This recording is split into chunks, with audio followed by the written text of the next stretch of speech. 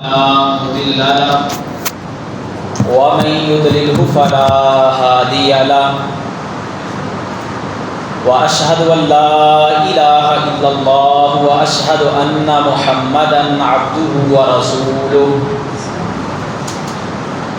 أما بعد فأعوذ بالله من الشيطان الرجيم يا أيها الذين آمنوا اتقوا الله حق تقاته ولا تموتن إلا وأنتم مسلمون يا أيها الناس اتقوا ربكم الذي خلقكم من نفس واحدة وخلق منها زوجها وبث منهما رجالا كثيرا ونساء واتقوا الله الذي تساءلون به والأرحام إن الله كان عليكم رقيبا يا أيها الذين آمنوا اتقوا الله وقولوا قولا سديدا يصلح لكم أعمالكم ويغفر لكم ذنوبكم ومن يطع الله ورسوله فقد فاز فوزا عظيما أما بعد فإن خير الحديث كتاب الله فإن خير الهدي هدي محمد صلى الله عليه وسلم وشر الأمور محدثاتها وكل محدثة بدعة وكل بدعة ضلالة وكل ضلالة في النار. قال الله تبارك وتعالى في القرآن المجيد والفرقان الحميد لَتَجِدَنَّ أَشَدَّ النَّاسِ عَدَاوَةً لِلَّذِينَ آمَنُوا الْيَهُودَ وَالَّذِينَ أَشْرَكُوا وقال الله في مقام آخر وَلَن تَرْضَى عَنكَ الْيَهُودُ وَلَا النَّصَارَى حَتَّى تَتَّبِعَ مِلَّتَهُمْ. ہر قسم کی تعریفات، تسبیحات و تمجیدات پاک، مطہر، معلا کلمات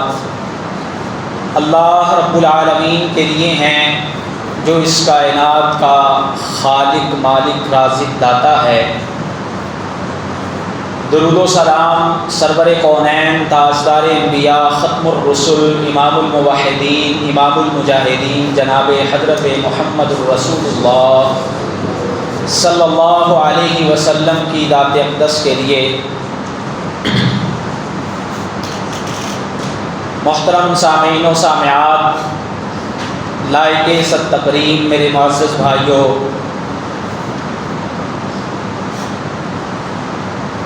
آج کا دن پاکستان میں یوم القدس کے نام سے منایا جا رہا ہے.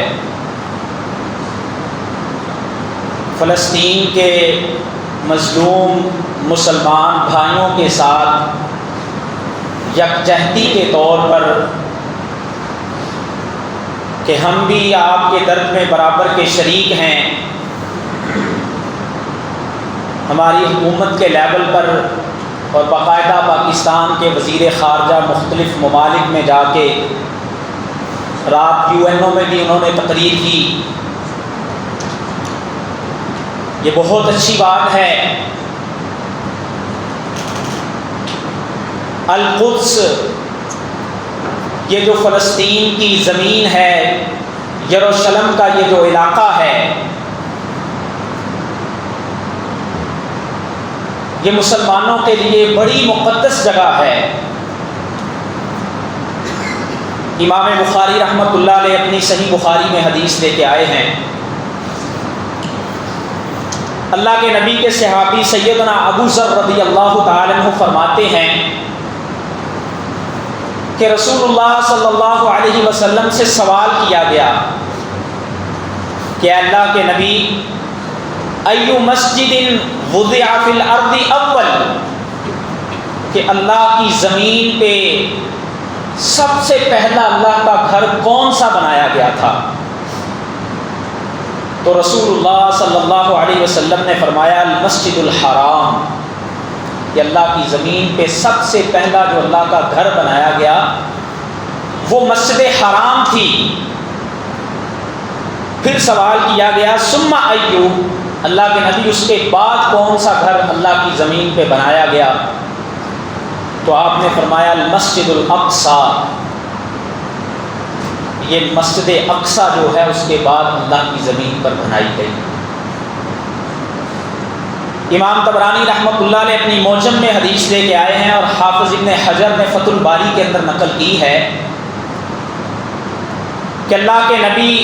سیدنا داؤد علیہ السلام اللہ کے اس گھر کو بنا رہے تھے کہ ان کی طرف وحی کی گئی کہ اس اللہ کے گھر کو آپ کے بیٹے سلیمان جو اللہ کے پیغمبر ہیں وہ مکمل کریں گے۔ تو اس گھر کو سیدنا سلیمان علیہ السلام نے پھر مکمل کیا۔ یہودی اس کو آج بھی ہیکل سلیمانی کے نام سے یاد کرتے ہیں۔ یہود کی تاریخ کیا ہے، یہودی اس کے ساتھ کس طرح منسلک رہے، اس کا بھی ہم مختصراً جائزہ لیں گے۔ الغرض مسلمانوں کے لیے یہ مقدس ترین جگہ، یہ علاقہ بابرکت ترین ہے۔ یہ فلسطین کا علاقہ جو در حقیقت اس دور میں یہ شام ہی کا سارا علاقہ تھا۔ نبی اکرم صلی اللہ علیہ وسلم نے اس کے لیے دعائیں بھی کیں، اور قرآن مجید میں باقاعدہ طور پر کئی جگہوں پہ اس کا بابرکت ہونا ذکر بھی کیا گیا۔ اللہ تعالیٰ نے جب اپنے پیغمبر کو جناب محمد الرسول اللہ صلی اللہ علیہ وسلم کو معراج کروائی، آپ کے یہ معراج کا سفر جو ہے 2 حصوں پر مشتمل تھا، ایک اسراء اور دوسرا معراج۔ پہلا سفر آپ نے مسجد حرام سے لے کے مسجد اقصی تک کیا، جس کا ذکر 15ویں پارے کے آغاز میں ہوتا ہے۔ اللہ تعالیٰ فرماتے ہیں سبحان الذی اسری بعبدہ لیلا من المسجد الحرام الی المسجد الاقصی الذی بارکنا حولہ۔ اللہ فرماتے ہیں کہ پاک ہے وہ ذات جس نے اپنے بندے کو رات کے ایک حصے میں مسجد حرام سے مسجد اقصی تک کا سفر کروایا، اور وہ مسجد اقصی الذی بارکنا حولہ، اللہ فرماتے ہیں جس کے ارد گرد کی جگہ کو ہم نے بڑا بابرکت بنایا ہے۔ اور قرآن مجید میں اگر سورہ نحل پڑھیں تو وہاں پر بھی جب اللہ تعالیٰ نے سیدنا ابراہیم علیہ السلام اور سیدنا لوط علیہ السلام ان اپنے دونوں پیغمبروں کو جس زمین کی طرف ہجرت کرنے کا حکم دیا، وہ بھی شام کی زمین تھی۔ اللہ تعالیٰ فرماتے ہیں وَنَجَّيْنَاهُ وَلُوطًا إِلَى الْأَرْضِ الَّتِي بَارَكْنَا فِيهَا لِلْعَالَمِينَ۔ اس زمین کی طرف ان کو ہجرت کرنے کا حکم دیا گیا۔ اور امام ابن کثیر رحمۃ اللہ اس آیت کی تفسیر میں لکھتے ہیں مہاجراً الی بلاد الشام الی الارض المقدسہ منہا، کہ انہیں اس اپنے بابل کے علاقے کو چھوڑ کر کے شام کے علاقوں کی طرف جو مقدس جگہ تھی، جس کے متعلق اللہ فرماتے ہیں کہ بارکنا فیہا للعالمین، کہ ہم نے جہان والوں کے لیے اس کے اندر برکت رکھی ہے، اس کی طرف ہجرت کا حکم دیا گیا۔ اور یہی وہ زمین کے اوپر مقدس ترین جگہ ہے جہاں پر رسول اللہ صلی اللہ علیہ وسلم نے اللہ کے تمام پیغمبروں کو نماز پڑھائی، اور ان کی جماعت کی امامت آپ نے خود کروائی تھی۔ صحیح بخاری کے اندر اور صحیح مسلم میں حدیث ہے، نبی اکرم صلی اللہ علیہ وسلم فرماتے ہیں کہ جب براق پہ میرا سفر جو ہے وہ بیت المقدس تک ہوا تو ہم نے اپنی سواری اس کے باہر باندھی، اور جبریل مجھے پھر لے کے گئے۔ فحانت الصلاۃ فاممتهم، اور جب وہاں پر نماز کا وقت قریب ہوا تو میں نے ان تمام انبیاء کی وہاں پر جماعت بھی کروائی، امامت بھی کروائی۔ اور یہی وہ مقدس ترین جگہ تھی جو مسلمانوں کا قبلہ اول بھی تھا۔ جب معراج سے واپسی پر نماز کا تحفہ ملا، نماز فرض کر دی گئی، تو پھر مکے میں تھوڑا ہی عرصہ آپ رہے اور آپ ہجرت کر کے مدینے آ گئے، اور وہاں پر پھر رسول اللہ صلی اللہ علیہ وسلم نے اپنا قبلہ جو ہے وہ بیت المقدس کو مقرر کیا۔ روایات میں آتا ہے کہ 16 یا 17 ماہ تک اللہ کے نبی صلی اللہ علیہ وسلم اس کی طرف منہ کر کے نماز پڑھتے رہے، اور بالآخر پھر آپ کو حکم ہوا کہ آپ اپنے چہرے کو جو ہے وہ مسجد حرام کی طرف پھیر لیں، تو آپ نے پھر اس کو جو ہے وہ مسلمانوں کا قبلہ مقرر کر دیا۔ اور یہی وہ مسجد ان بابرکت مساجد میں سے ہے کہ جن کی طرف باقاعدہ طور پہ ثواب کی نیت لے کر کے آدمی سفر بھی کر سکتا ہے۔ دنیا میں سوائے 3 جگہوں کے کسی جگہ کی طرف آدمی یہ نیت لے کے سفر کرنا اس کے لیے جائز نہیں ہے کہ میں وہاں پر جا کے نماز پڑھوں گا تو مجھے زیادہ اجر ملے گا، زیادہ ثواب ملے گا۔ امام بخاری رحمۃ اللہ علیہ صحیح بخاری میں حدیث لے کے آئے، نبی اکرم صلی اللہ علیہ وسلم نے فرمایا لا تشد الرحال الا الى 3 مساجد، کہ تم اپنی سواری کو باقاعدہ اس نیت سے لے کے 3 مسجدوں کے علاوہ کسی کی طرف نہ جاؤ، اور وہ 3 مسجدیں آپ نے فرمایا المسجد الحرام، ان میں سے ایک مسجد حرام ہے، اور فرمایا وہ مسجد الرسول صلی اللہ علیہ وسلم، دوسری رسول اللہ صلی اللہ علیہ وسلم کی مسجد مسجد نبوی ہے، اور تیسرا آپ نے فرمایا وہ مسجد الاقصی، یہ مسجد اقصی کو بھی اللہ نے شرف عطا کیا ہے کہ آدمی اس کی طرف باقاعدہ طور پہ نیت کر کے ثواب حاصل کرنے کی نیت سے اس کی طرف سفر کر سکتا ہے۔ اور رسول اللہ صلی اللہ علیہ وسلم کی ایک حدیث جو مسند احمد میں حدیث کی کئی کتابوں میں موجود ہے، اس سے یہ بھی پتہ چلتا ہے کہ یہاں پر جو آدمی ایک نماز پڑھتا ہے اللہ اس کے سارے گناہوں کو معاف کر دیتے ہیں۔ عبداللہ ابن عمر بن عاص رضی اللہ تعالیٰ عنہ سے روایت ہے، کہتے ہیں کہ رسول اللہ صلی اللہ علیہ وسلم نے فرمایا کہ لما فرغ سلیمان بن داود من بناء بیت المقدس، جب سلیمان بن داود یہ اللہ کا گھر بنا کے فارغ ہوئے، سأل اللہ ثلاثا، انہوں نے اللہ سے 3 سوال کیے، 3 دعائیں کی۔ پہلی دعا یہ کی کہ اے اللہ مجھے ایسا فیصلہ کرنے والا بنا دے کہ جو تیرے حکم کے مطابق فیصلہ ہوا کرے،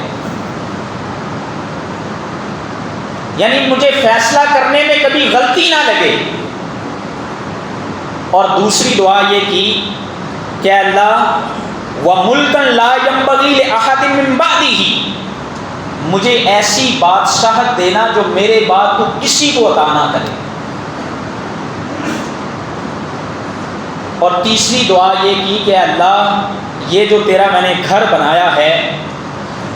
اس کے اندر آنے والا کوئی بھی آدمی جو آ کے نماز پڑھے وہ جب تک اس گھر سے نکلے نا اس سے پہلے خرج من ذنوبہ کیوم ولدتہ امہ، اے اللہ تو اسے ایسے بنا دینا جس طرح کوئی آدمی اپنی ماں کے بطن سے جنم لیتے ہوئے گناہوں سے پاک ہوتا ہے تو اس کو پاک کر دینا گناہوں سے۔ اور نبی اکرم صلی اللہ علیہ وسلم نے فرمایا اما اثنتان فقد اوتیہما، پہلی 2 چیزیں جو انہوں نے مانگی وہ انہیں دے دی گئی، اللہ نے ان کو فیصلہ کرنے کی بھی وہ صلاحیت دی جو کسی کو نہ دی، اور اللہ نے سلیمان علیہ السلام کو بادشاہت بھی ایسی دی جو کسی کے مقدر میں نہیں دی۔ اور آپ نے فرمایا ان یکون قد اوتی الثلاثہ، اور مجھے امید ہے کہ اللہ نے ان کو یہ تیسری ان کی جو دعا تھی وہ بھی پوری کر دی ہے۔ تو اس مسجد کا یہ مقام، اس مسجد کا یہ تقدس ہے، اور اس مسجد کو اللہ نے یہ شرف بھی عطا فرمایا ہے۔ امام احمد اپنی مسند میں حدیث لے کے آئے ہیں، آپ نے فرمایا کہ دجال جب دنیا میں آئے گا، اس کا فتنہ جب ظاہر ہوگا، یہ پوری دنیا کے کونے کونے تک جائے گا، ہواؤں میں اڑے گا، اپنے ماننے والوں کو سہولتیں دے گا، نہ ماننے والوں کو عذاب دے گا۔ آپ نے فرمایا کہ اللہ کے پیغمبر نوح علیہ السلام سے لے کے مجھ تک جتنے انبیاء آئے، وہ سب اپنی قوموں کو دجال کے فتنے سے ڈراتے رہے۔ اسی لیے آج بھی ہم اپنی نمازوں میں دجال کے فتنے سے محفوظ رہنے کی دعائیں مانگتے ہیں۔ اللہ کے نبی نے فرمایا مگر 4 جگہیں ایسی ہوں گی جہاں پر یہ دجال نہیں جا سکے گا۔ فرمایا ان میں سے پہلی جگہ مسجد حرام ہے، یہاں پر یہ داخل نہیں ہو سکے گا، اور دوسرا آپ نے فرمایا کوہ طور، وہاں پر بھی یہ نہیں جا سکے گا، اور تیسرا آپ نے فرمایا مدینہ منورہ جو ہے، اس کی جو حرم کی حدود ہیں اس کے اندر بھی یہ داخل نہیں ہو سکے گا، اور چوتھا آپ نے فرمایا مسجد اقصیٰ جو ہے وہاں پر بھی دجال داخل نہیں ہو سکے گا۔ اور یہی وہ جگہ ہے جس کا دنیا کے اینڈ میں بڑا رول ہے۔ عیسیٰ علیہ السلام اسی علاقے میں نازل ہوں گے، شام کے علاقے میں۔ آپ علیہ السلام نے فرمایا کہ دمشق کے اندر ایک جامع مسجد کے منارے کے اوپر وہ نازل ہوں گے، اور پھر عیسیٰ علیہ السلام اسی سرزمین کے اندر شام کے علاقے میں ہی باب لد کے قریب اپنے ہاتھوں سے دجال کو قتل کریں گے۔ اور اللہ کے نبی صلی اللہ علیہ وسلم نے فرمایا اسی شام کے علاقے میں یہ جو سرزمین ہے، اسی کے اوپر محشر جو ہے وہ قائم ہوگا۔ اور رسول اللہ صلی اللہ علیہ وسلم نے ایک پیشن گوئی بھی کی تھی جو امام بخاری صحیح بخاری میں لے کے آئے ہیں۔ اللہ کے نبی نے فرمایا تھا کہ یہ سرزمین جو ہے یہودیوں کی مقتل گاہ بھی بنے گی، یہاں پر یہودی اکٹھے ہوں گے اور ان سب کو یہیں پر قتل بھی کیا جائے گا۔ آپ نے فرمایا لا تقوم الساعہ، اس وقت تک قیامت قائم نہیں ہوگی حتیٰ تقاتل الیہود، حتیٰ کہ تم یہودیوں کے ساتھ قتال کرو گے۔ اور فرمایا کہ جب تم یہودیوں سے قتال کرو گے حتیٰ یقول الحجر وراءہ الیہودی، اگر کوئی درخت کوئی پتھر اس کے پیچھے بھی کوئی یہودی چھپا ہوا ہوگا تو وہ درخت اور پتھر بھی پکار کے کہے گا یا مسلم ھذا یہودی ورائی فاقتلہ، یہ میرے پیچھے یہودی چھپا ہوا ہے، اس کو تو قتل کر دے۔ یہ اللہ ان یہودیوں کی مقتل گاہ بنائے گا۔ یہودیوں کی جو ہسٹری ہے وہ اس کو مورخین نے مختلف حصوں کے اندر تقسیم کیا ہے۔ ایک ان کی ہسٹری کا دور ہے جو سیدنا مسیح علیہ السلام سے پہلے کا دور ہے، جس کو قبل از مسیح کا دور کہا جاتا ہے۔ یہ عیسیٰ علیہ السلام اور موسیٰ علیہ السلام کے درمیان کا جو عرصہ ہے، یہ تقریباً 1400 سال کا عرصہ ہے۔ اس عرصے کی ایک اپنی تاریخ ہے، لیکن میں جس پہ آنا چاہتا ہوں آگے آپ کے ساتھ، وہ رسول اللہ صلی اللہ علیہ وسلم کے دور میں ان کا کردار ہے۔ اس کو ذرا ہم مختصراً دیکھتے ہیں۔ اس 1400 سالہ دور میں یہودیوں کو 4 دفعہ ایسی مار پڑی کہ ایک دفعہ تو بخت نصر نے ان کی وہ ہیکل سلیمانی اس کو باقاعدہ طور پر گرا دیا، ختم کر دیا۔ ایون کہ جو تورا تھی، توریت، وہ ایک صندوق کے اندر سنبھال کے رکھی ہوئی ہوتی تھی، اس کو سال بعد یہ نکالتے تھے۔ اس تورات کو بھی اس بخت نصر نے جو ہے وہ جلا کے راکھ کر دیا۔ اتنی ان کو مار پڑی، بابلیوں سے انہیں مار پڑی، اور پھر اس کے بعد رومیوں سے انہیں بڑی مار پڑی۔ لیکن اس کے بعد جب سیدنا مسیح علیہ السلام کا دور شروع ہوتا ہے، جو کہ آج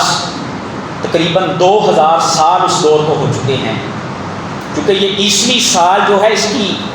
آغاز سیدنا مسیح علیہ السلام کی ولادت سے مانا جاتا ہے۔ تو سیدنا مسیح علیہ السلام یہ اسرائیلی آخری پیغمبر تھے، ان کے بعد بنی اسرائیل میں کوئی اور پیغمبر نہیں آیا۔ تو سیدنا عیسیٰ علیہ السلام نے جب آ کے یہودیوں کو اللہ کی توحید کی دعوت دی اور اپنے اوپر ایمان کا پیغام دیا،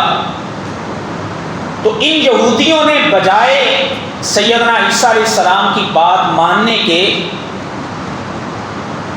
اپنے ذوم اور اپنے خیال کے مطابق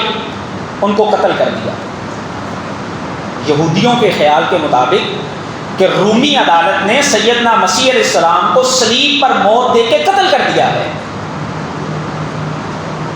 قرآن مجید نے تو اس متعلق ہمیں واضح طور پر دو ٹوک بات بتائی ہے کہ وما قتلوہ وما صلبوہ، کہ سیدنا مسیح علیہ السلام کو نہ وہ قتل کر سکے نہ سولی دے سکے، بلکہ بل رفعہ اللہ الیہ، اللہ نے سیدنا مسیح علیہ السلام کو اپنی طرف اٹھا لیا۔ مسیح علیہ السلام کی شخصیت کے متعلق کرسچن اور ہمارے درمیان کچھ موافقتیں بھی پائی جاتی ہیں۔ کرسچن بھی یہ مانتے ہیں کہ مسیح علیہ السلام کو صلیب پر موت آئی، اس کے بعد ایک غار میں 3 دن وہ دفن رہے، اس کے بعد اللہ نے ان کو اپنی طرف اٹھا لیا۔ ہم کہتے ہیں کہ اللہ نے ان کو صلیب پر موت آنے ہی نہیں دی، بلکہ اللہ نے ان کو ویسے ہی اپنی طرف اٹھا لیا، اور اس کے بعد جو دوبارہ دنیا میں ان کا نزول ہے، اس کو ہم بھی مانتے ہیں اور کرسچن بھی مانتے ہیں کہ مسیح علیہ السلام دوبارہ دنیا میں آئیں گے، اور اللہ کے نبی صلی اللہ علیہ وسلم نے فرمایا کہ وہ زمین پہ آ کے اللہ کے حکم کو نافذ کریں گے، صلیب کو توڑ دیں گے، خنزیر کو قتل کر دیں گے، اور وہ اللہ کے پیغام کو اس دنیا کے اندر پھیلانے والے بنیں گے۔ ان یہودیوں نے سیدنا مسیح علیہ السلام کی جب عمر 33 سال ہوئی تو اپنے خیال میں سیدنا مسیح کو صلیب پر موت دے دی، اور اس کے بعد پھر جب 37 سال کا عرصہ گزرا، جب سن 70 عیسوی ہوئی، تو رومی حکومت جو کہ یونانی گریک نظریات رکھنے والے تھے، ان میں سے ایک جرنیل ہوا جس کا نام تھا ٹائٹس، اس نے ان یہودیوں کے اوپر ایک مرتبہ پھر جو ہے وہ ایسی اپنی فوجیں مسلط کی کہ مورخین لکھتے ہیں کہ ایک دن میں اس آدمی نے 1,33,000 یہودیوں کو قتل کیا اور ان کی ہیکل کو بھی گرا دیا۔ وہ ہیکل سلیمانی جس کو انہوں نے دوبارہ وہ 1400 سال میں کھڑا کر لیا تھا، لیکن وہ دوبارہ پھر اس ٹائٹس نے گرا دی، اسی لیے اس کو یہ سیکنڈ ٹیمپل کہتے تھے، اور آج تک یہ اس کو دوبارہ تعمیر نہیں کر سکے، اور اس کے تعمیر کرنے کے چکر میں ہی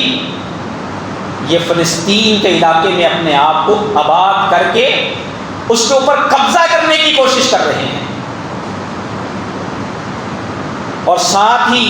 اس ٹائٹس نے یہ بھی اعلان بھی کیا تھا کہ آج کے بعد تم میں سے کوئی یہودی اس فلسطین کی زمین کے اندر نہیں رہے گا۔ اس دن سے ان یہودیوں کو اس فلسطین کی زمین سے نکال دیا گیا، اور اس کے بعد پھر یہ پوری دنیا میں پھیل کے یورپ کے اندر، ایشیا میں بھی آئے، عرب کے اندر بھی۔ رسول اللہ صلی اللہ علیہ وسلم کے زمانے میں مدینے میں تین قبیلے تھے ان یہودیوں کے، بنو قینقاع، بنو نذیر اور اسی طرح سے بنو قریظہ، یہ 3 قبائل تھے باقاعدہ طور پہ مدینے کے اندر۔ اور جب اس کے بعد پھر یہ دنیا میں انتشار کا شکار رہے، مختلف جگہوں پہ رہے، اور اس دور کو یہ اپنے لیے ڈائسپورا کا نام دیتے ہیں، دور انتشار، کہ جس کے اندر ہم اکٹھے نہیں ہو سکے۔ اور پھر اس دور میں یہودیوں کی، عیسائیوں کی اور رومیوں کی آپس میں اتنی لڑائیاں ہوتی رہیں کہ تاریخ کے اندر انہوں نے اتنے بندے قتل کیے کہ اس کی مثال نہیں ملتی۔ اور آگے چل کے سن 300 عیسوی کے اندر کرنا یہ ہوا کہ رومی حکومت قسطنطین کا جو بادشاہ تھا اس نے کرسچینٹی کو قبول کر لیا۔ جب اس نے کرسچینٹی کو قبول کیا تو عیسائیوں کی موجیں لگ گئی۔ انہوں نے پھر یہودیوں کو وہ مار ماری، کیونکہ ان کے نزدیک جن کو وہ خدا کا بیٹا یا خدا مانتے تھے کرسچن، اس کو مارنے والے یہودی تھے، یہودیوں نے ان کو سلیب دیا تھا۔ تو کرسچن نے ان کے پھر بدلہ لینے کے لیے وہ برا حال کیا ان یہودیوں کا۔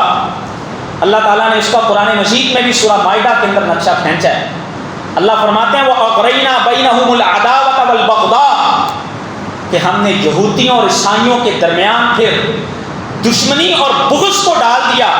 اور وہ ایک دوسرے کا قتل کرتے رہے۔ اور پھر چلتے چلاتے جب 571 عیسوی ہوئی، جس میں رسول اللہ صلی اللہ علیہ وسلم کی ولادت ہوئی، اس ولادت با سعادت کے بعد 610 میں جب آپ پر باقاعدہ وحی کا آغاز ہوا، تو ان یہودیوں نے پیغمبر اسلام کے خلاف بھی ریشہ دوانیاں شروع کر دی۔ بیٹھے کے مدینے میں ہوئے تھے، ان کو پتا چلا کہ یہ پیغمبر آ گئے ہیں،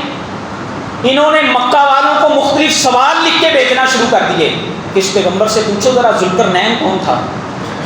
اس پیغمبر سے پوچھو ذرا اصحاب کہف کون تھے،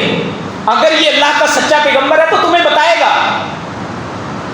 یہ مختلف طرح کی ریشہ دوانیاں انہوں نے جب کی، تو خیر رسول اللہ صلی اللہ علیہ وسلم جب ہجرت کر کے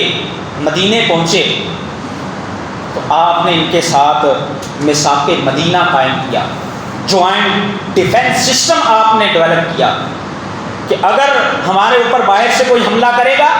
تو ہم مل کے اس کے ساتھ مقابلہ کریں گے۔ ان کی چالیں، ان کی خیانتیں، ان کے عہد کی بدعہدیاں اللہ تعالیٰ نے اس کا قرآن مجید میں بھی تذکرہ کیا۔ اللہ فرماتے ہیں لا تزال تطلع علی خائنۃ منہم، کہ یہ ہمیشہ آپ کے ساتھ خیانتیں کرنے والے، ادھر سے آپ کے ساتھ معاہدہ کیا، ادھر سے مکہ والوں کو اشتعال دلاتے کہ تم پیغمبر خلاف اسلام کے خلاف چڑھائی کرو، اس کے صحابہ کے خلاف چڑھائی کرو، اندر سے ہم بغاوت کر دیں گے، ان کا نام و نشان دنیا سے مٹ جائے گا۔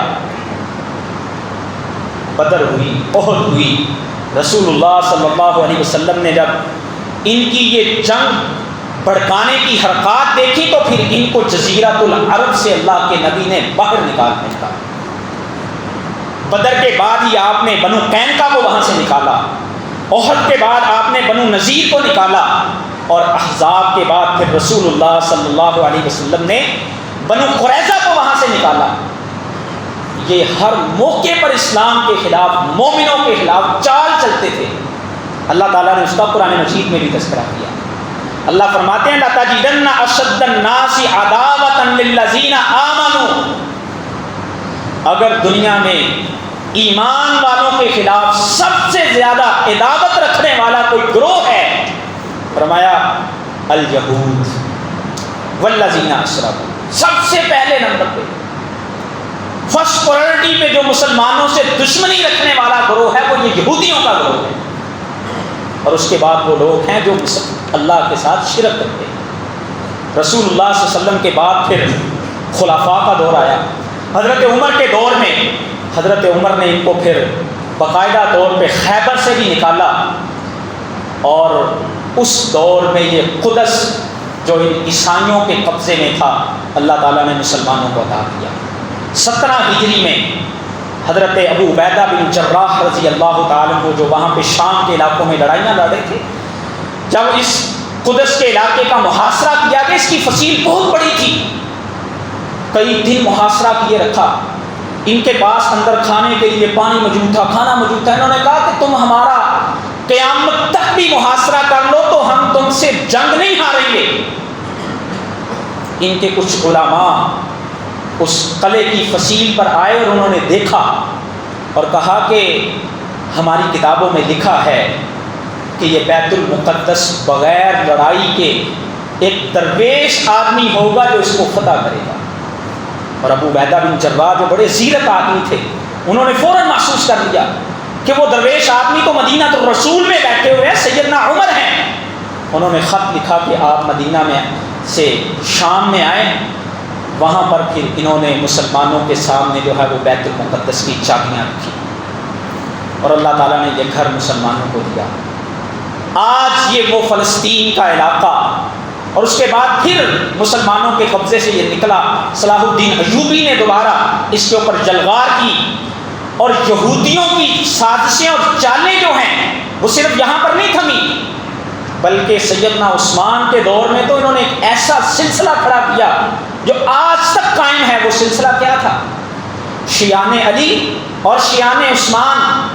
شیعان امیر معاویہ، ان کا ایک ایسا گروہ کھڑا کرا کے مسلمانوں کی آپس میں لڑائیاں کروائیں عبداللہ بن سبا یہودی نامی کے آدمی کے ساتھ۔ اس کے ذریعے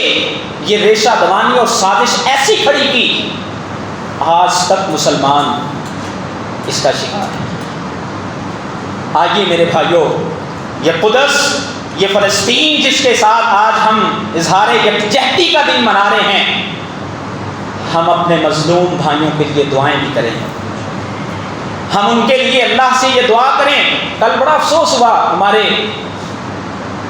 پاکستان کے صدر کا بیان سن کے، کہنے لگے امت مسلمہ ان کے خلاف کیا کر سکتی ہے، وہ لوگ دنیا میں پاور میں ہیں۔ مسلمان کبھی بھی وسائل اور ٹیکنالوجی کی بنیاد پہ نہیں لڑتا، مسلمان اپنے ایمان کی بنیاد پر لڑتا ہے۔ دنیا نے دیکھا 56 ممالک کا اتحاد، نیٹو کی فورس ان لوگوں کے مقابلے کے لیے آئی تھی جن کو کھانے کو کچھ نہیں ملتا تھا، جن کے پاس پہننے کے لیے اچھے لباس نہیں تھے، لیکن جب ایمان کی قوت ہوتی ہے تو پھر اللہ دنیا کو دکھاتے ہیں۔ آج بھی اگر مسلمان اپنے ایمان کی بدولت کھڑے ہو جائیں، اس بات کو یاد رکھیں کہ کافر کوئی بھی ہے،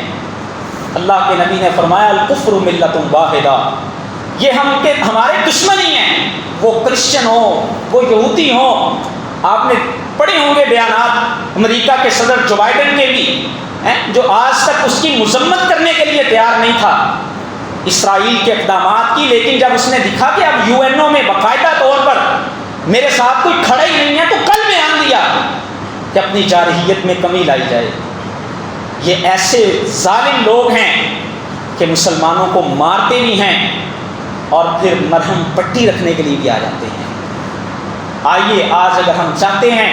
کہ دنیا میں اللہ ہمیں کھویا ہوا وقار عطا کر دے تو ہم متحد ہو جائیں، اللہ ہمیں اتحاد کی دولت سے نواز دے، اور اپنے ان مظلوم بھائیوں کے لیے دعا بھی کریں، اللہ ان کی نصرت فرمائے، اللہ ان مظلومین کا جو ہے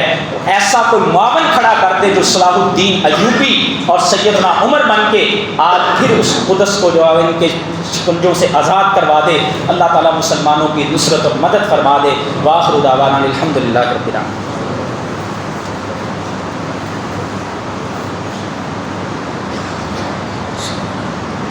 إن الحمد